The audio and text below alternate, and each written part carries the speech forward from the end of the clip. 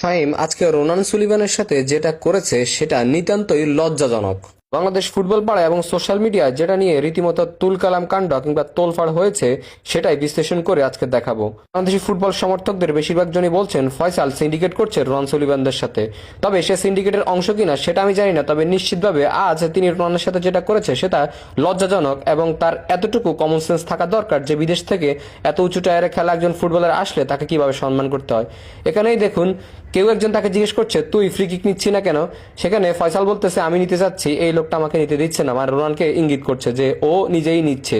দেখুন, এখানে রোনান থাকা বিদায় ফয়সাল সুবিধা নিতে পারেনি, অন্য কেউ হলে ঠিকই তিনি সুবিধা নিতেন এবং তিনি ফ্রি কিকটা নিতেন। একসাথে এক ফ্রি কিকে তিনি 3টা গোল করতেন। এখানে একদম নিশ্চিত বোঝা যাচ্ছে তিনি কতটা বিরক্ত হয়েছেন রোনান ফ্রি কিক নেওয়াতে এবং সেরা গোলটা করাতে। বয়স কারচুপি করে খেলা ফয়সাল হয়তো আরো 10 বছর ফুটবল খেললেও এরকম একটা কার্ভ শটে গোল দিতে পারবেন না, আর সে রোনান সুলিভান ফ্রি কিক নেওয়াতে বিরক্ত হচ্ছে।